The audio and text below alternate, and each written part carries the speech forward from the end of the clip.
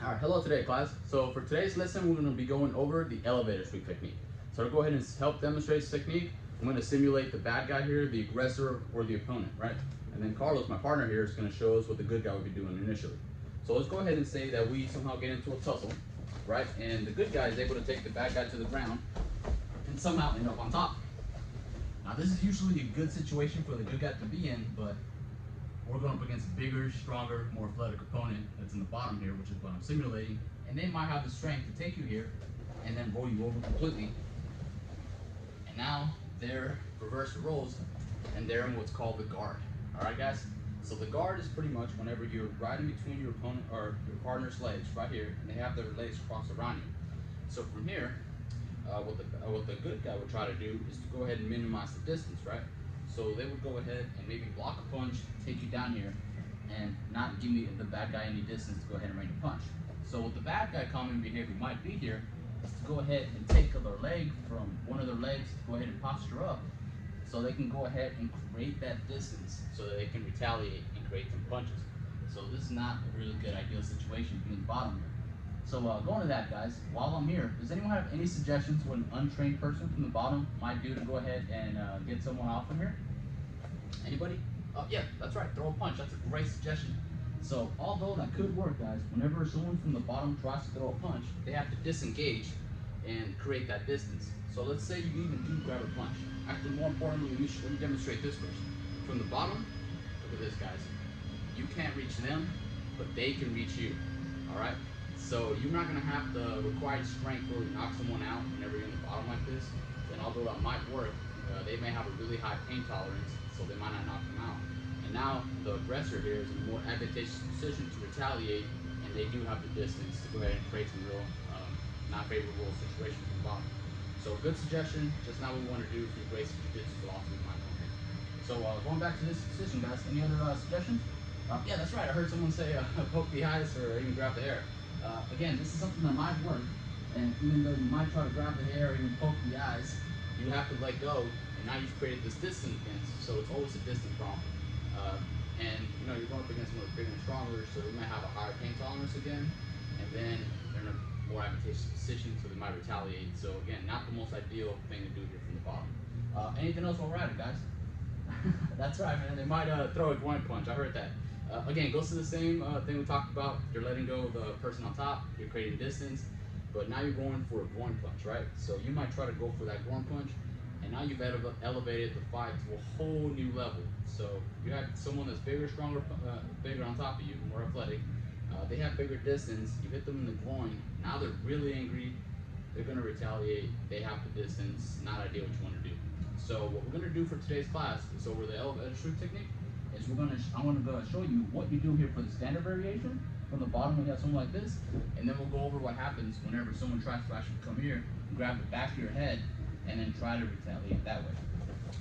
So really quickly, I'm going to show you the technique, guys, standard variation, and then I'll break it down in further detail. So we're switching roles now. I'm going to be the good guy. My partner is now simulating the bad guy here. So they're going to posture up, give us an indicator.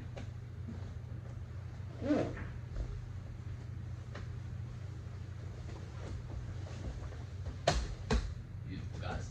Let's go ahead and break it down.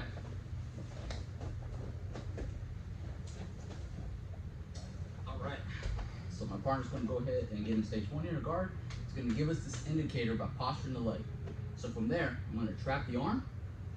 I'm going to grab the head. I'm going to scoop the hip. I'm going to underhook the leg. Underhook the arm. Elevate, chop, establish mount. So let's go ahead and break it down even a little bit more.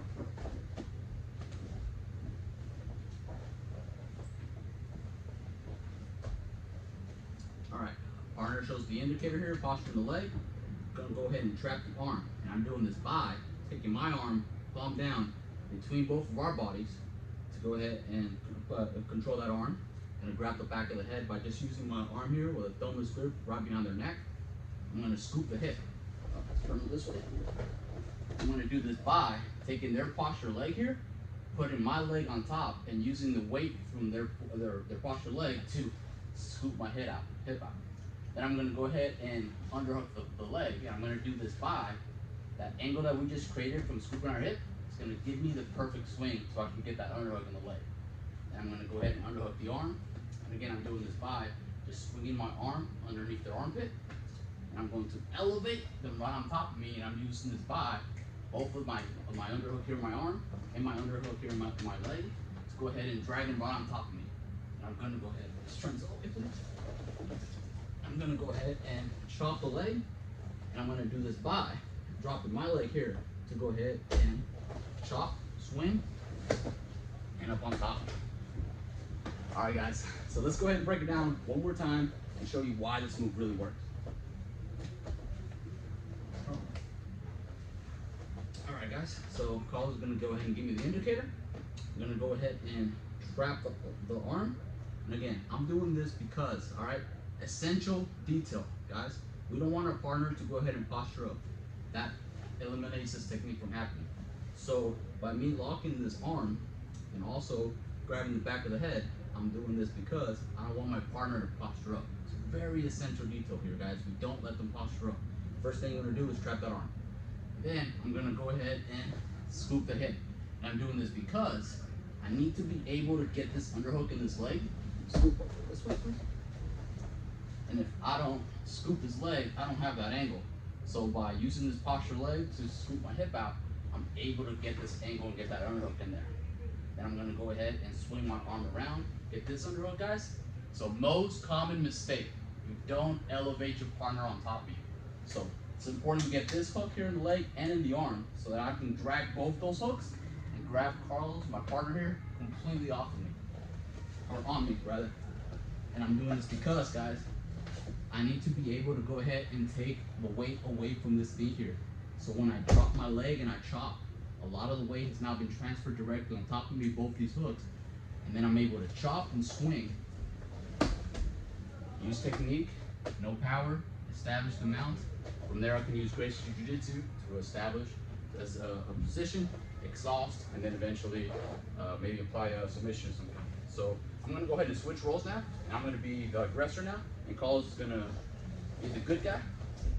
I'm gonna go ahead and show you guys what you should do as the bad guy. Can you scoot over a little bit, please? Thank you, Carlos. All right, guys, so again, I'm demonstrating the bad guy now. We're gonna end up in our partner's guard here. I'm gonna simulate a punch, and this stage one here, show the indicator. Very important as the bad guy, guys. And then from there, safety tip, all right? I want you guys to grab the back of his shoulder. Don't leave your arms like this, because then if he applies the techniques and roll over, you're gonna roll on your wrist, and it's not gonna be very fun. So make sure you grab the back of his shoulder to avoid any injuries, all right, guys? So from here, make sure that whenever your partner traps the arm, grabs the back of the head, you know, they check you, they're not just like not putting any type of resistance behind it. And then from there, trap the arm, grab the head, scoop the hip, underhook the leg, beautiful, underhook the arm, elevate, chop the leg, establish mount, control, use gracie jiu-jitsu, beautiful. All right, guys, so let me do the technique one more time. This time I'm gonna do it by myself so you can kind of see if you missed any angles. All right, they're gonna stand up here in your guard. They're gonna posture the leg, give you the indicator. You're gonna trap the arm, grab the head, scoop the hip, underhook the leg, underhook the arm, elevate, chop the leg and swing, end up on top, establish mount. All right, guys, so I want you each to go ahead and please start in your partner's guard. Make sure that you show the indicator so they know which move that we're practicing here for the elevator technique. Please do the move once, then reverse rolls, and then go ahead and practice with each other. Please, guys, give feedback, ask any questions. Make sure you go very slowly and you help each other out. So if anyone has any questions or maybe wants to see the move from another angle, nobody? All right, perfect, guys. So go ahead and please grab a partner. Remember, do technique once, reverse rolls, and let's train.